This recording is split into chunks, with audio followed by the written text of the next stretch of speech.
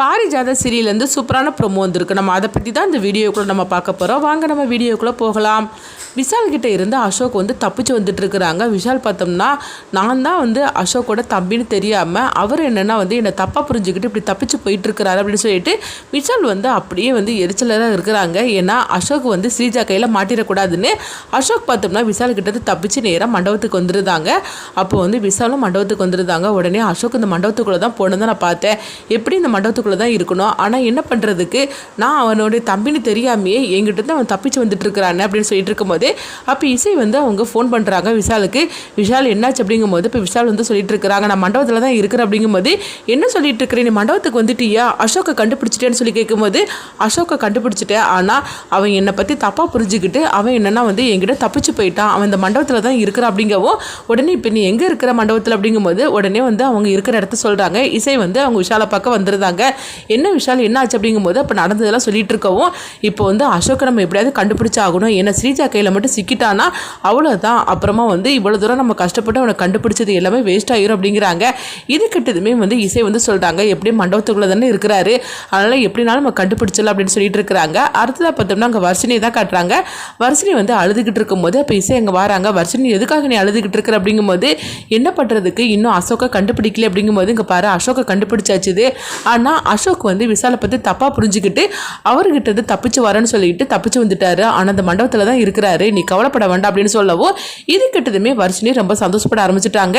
என்னக்கா நீ சொல்லிட்டு இருக்கிற, அசோகை கண்டுபிடிச்சாச்சு அப்படின்னு கேட்கும்போது ஆமாம் கிட்டத்தட்ட கண்டுபிடிச்சாச்சு, அப்படி மட்டும் இல்லைன்னு வச்சுக்கோங்க, நம்ம பழனியோட ஒய்ஃப் கங்கா இருக்காங்களா அவங்களும் என்னுடைய கஸ்டடியில் தான் இருக்கிறாங்க, அதனால நீ எதை பற்றி கவலைப்பட வேண்டாம், இப்போ எல்லா ஆதாரமும் நம்ம கையில் தான் இருக்குது, கிட்டத்தட்ட இந்த கல்யாணத்தை நிறுத்தின மாதிரிக்கு தான், நீ கவலைப்பட வேண்டாம் அப்படின்னு சொல்லவும் இது கேட்டதுமே வர்ஷினி அப்படியே இசையை கட்டுப்பிடிச்சு தன்னோட சந்தோஷத்தை வெளிப்படுத்துகிறாங்க.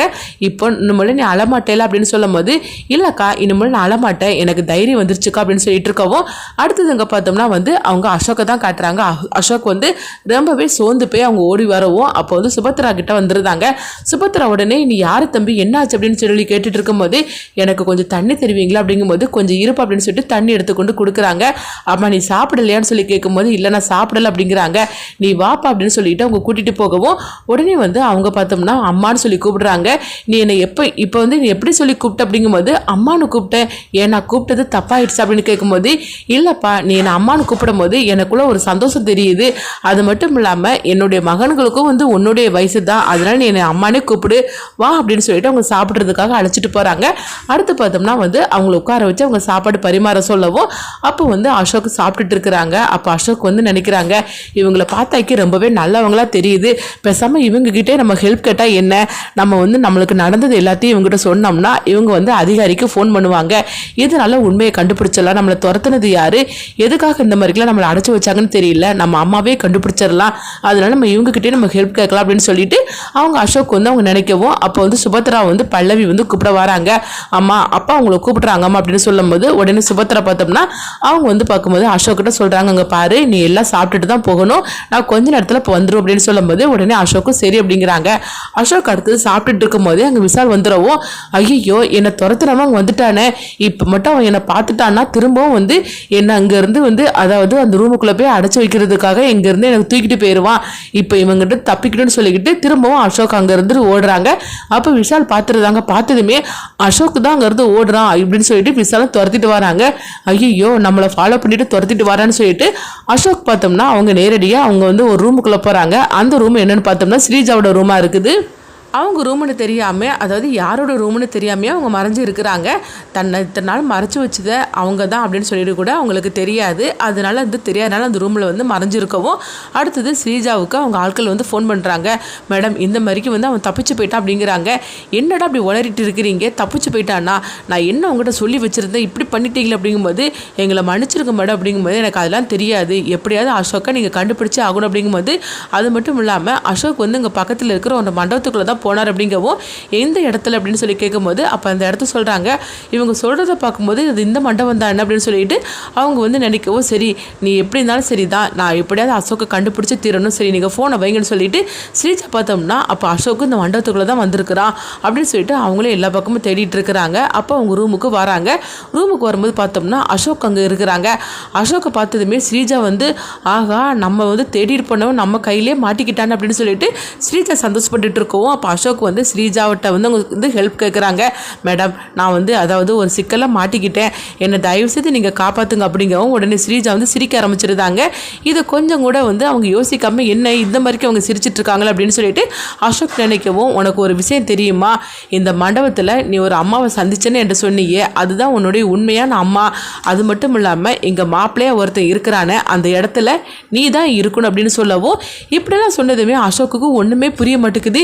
நீங்கள் என்ன சொல்லிட்டு இருக்கிறீங்க அப்படின்னு கேட்கும்போது ஆமாம் நீ ஒருத்தங்க கிட்டேருந்து தப்பிச்சு தானே வந்து அப்படின்னு கேட்கும்போது சொல்லும்போது உடனே அவங்க அசோக்கும் ஆமாம் அப்படிங்கிறாங்க. இந்த விஷயம் உங்களுக்கு எப்படி தெரியும்னு சொல்லி கேட்டுட்டு இருக்கவும் உன்னை அந்த இடத்துல அடைச்சி வைக்க சொன்னது யார் தெரியுமா நான் தான் அப்படின்னு சொல்லவும் இது கிட்டதுமே அசோக் அதிர்ச்சி அடைகிறாங்க.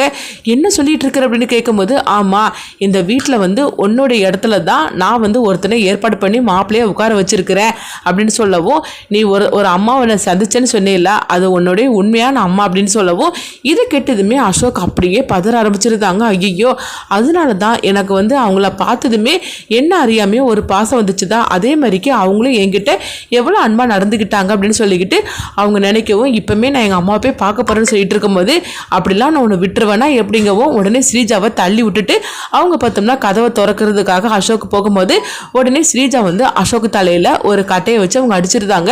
அசோக் வந்து அப்படியே வந்து திரும்புகிறாங்க. தன்னுடைய அதாவது வலி தாங்க முடியாமல் அவங்க அப்படியே பார்க்குறாங்க. திரும்பவும் அடிக்கிறதுக்காக வரும்போது உடனே அசோக் வந்து தடுக்கிறாங்க. தடுத்தது மட்டும் இல்லாமல் ஸ்ரீஜாவை பிடிச்சி தள்ளி விட்டுருந்தாங்க. அதில் ஸ்ரீஜா கீழே விழுந்துருந்தாங்க. அப்போ அசோக் வந்து அவங்க போகிறாங்க ஆனால் அவங்களால வந்து போக முடியல. அப்படியே அவங்க கீழே விழுந்துருந்தாங்க. அப்போ ஸ்ரீஜாவும் வந்து அப்படியே கீழே விழுந்து கிடக்கவும் கொஞ்ச நேரத்தில் பார்த்தோம்னா ஸ்ரீஜா கண்முழிக்கிறாங்க. கண்முழிச்சு அவங்க என்னையவான் இப்படி அடிச்சுட்டு அப்படின்னு சொல்லிட்டு இருக்கவும் நல்ல வேலையா இவன் இப்படியே வந்து தூங்கிட்டான். இவன் வந்து சுபத்ராவை சந்திக்கல. இப்போ இவன் மட்டும் சுபத்ராவை சந்திச்சிருந்தான்னா என்ன நடந்திருக்கும் அப்படின்னு சொல்லிட்டு அவங்க அதிர்ச்சி அடைகிறாங்க.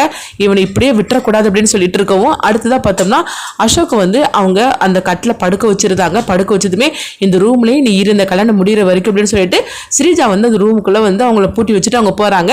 அடுத்தது பார்த்தோம்னா டூப்ளிகேட் அசோக் இருக்கிறாங்களா அவங்க மாப்பிள்ளையா வந்து அலங்காரமாக பண்ணிட்டு இருக்கவும் உடனே என்ன ஆச்சுது இவ்வளோ பதட்டமாக இருக்கிற அப்படின்னு சிந்தாமணி வந்து கேட்டுட்டு இருக்கும்போது உண்மையான அசோக் வந்து இங்கே வந்துட்டான் அப்படிங்கிறாங்க. இதை கிட்டதுமே ஸ்ரீஜா அதிர்ச்சி அவங்க சிந்தாமணி அதிர்ச்சி அடைகிறாங்க.